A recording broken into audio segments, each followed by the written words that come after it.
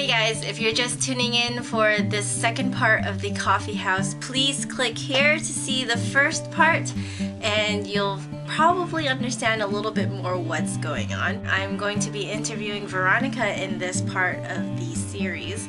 Hope you guys enjoy it. I'll see you on the other side. Bye.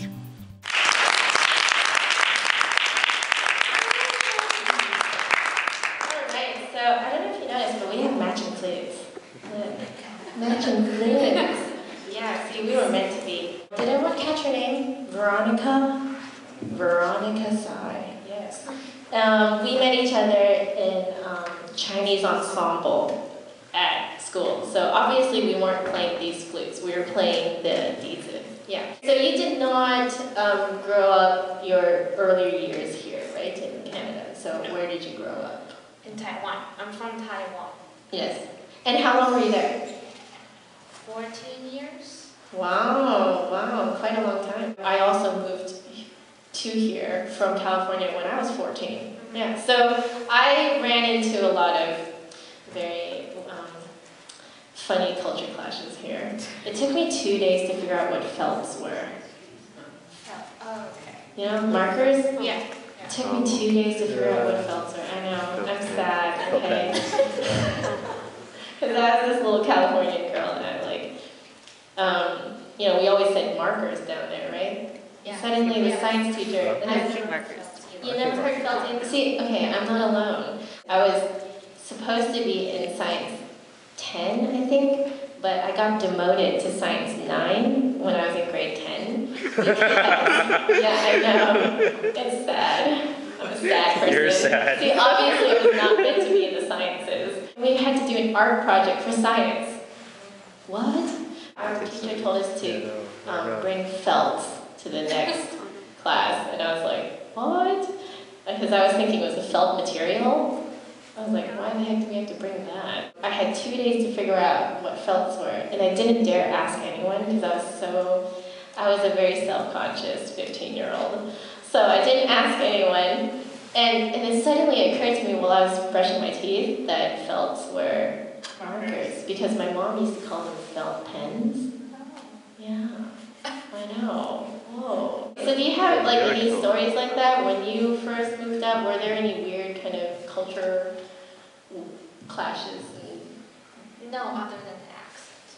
Because I learned in Taiwan we learned American English. Really? Yes. So there's the spelling too, right? The color. Oh, without the U? Yes. Oh. See, that's what I learned it too. See, obviously we were meant to be. Why is it that you guys learned American English? Yeah. In Taiwan? Yeah. How funny. Like, I still say like things like student, mountains. I'll ignore something. Oh, you like ignored that, yeah. Oh, wow, very cool. Now, about the flute, so you started quite young, right? Flute was my secondary instrument, actually, when that was my minor. Really? When I was 9. Mm-hmm. And I didn't pick the instrument, actually. You didn't? No. We, as a class, there's just, apparently we drew it out of the hat, pretty much. So this was like pure chance? Yes. Oh, see, yes. we were definitely meant to be And even chance. it just happened that somebody picked it, I think, because I was in Hawaii, so one of my teachers picked it for me. Yeah. And it happened to be flute. Wow. And so, like, did you like it at first, or? I didn't mind it because it's a small thing to carry around. It's not cello, I have to, you know.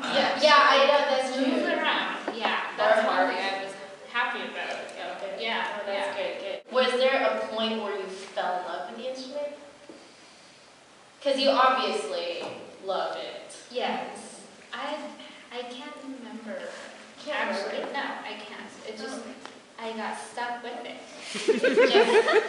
Yeah. It just became part of you. Piano was my major instrument, and because we have to audition into junior high school, I thought about it. Piano is way too competitive.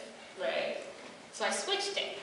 But flute's competitive too. Not as bad as piano. Oh, that's amazing, right? So that's true for Asians, right? Yeah. So I switched it. It's just as competitive. It's not as bad.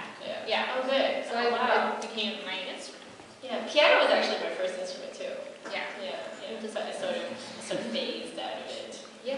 Shall we talk about our next piece?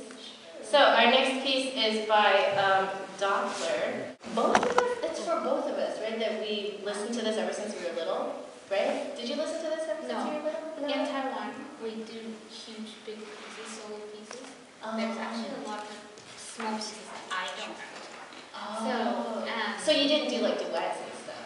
We did, but very seldom. Oh, so yeah. Well then I guess. Unless somebody requests it and then we'll put it together. Oh, I see. Okay. Yeah. Okay. But it's mostly like solo stuff. Yeah. So we're gonna do something different here. We're gonna do a flute duet. And this duet I have been listening to ever since I was little. This is one of the very few pieces I can say that I've been listening to since I was little. For those of you who are at my first Coffeehouse, I did the Doppler Hungarian Pastoral, the Hungarian Pastoral Fantasy by Doppler. This is another little piece that he wrote. I'm suspecting that it was for him and his brother, because they were both flute virtuosos. They went around showing off their amazing skill. But actually, the piece, I don't know why I'm telling you this either, but it's actually not that hard. It sounds hard, but it's actually not that hard. That's the thing with Doppler, is that all his stuff sounds hard, but it's not actually. It's flashy. It's flashy, yeah. So we thought we might just... Shall we? Let's have at it. Okay, so this is Doppler's Andante and Rondo. Yeah? Okay, awesome. Here we go.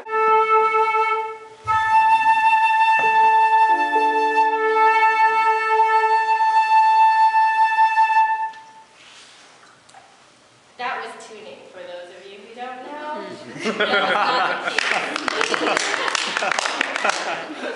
Yeah. So it's funny, because some people get confused. They're like, what? Why does it always start on an A?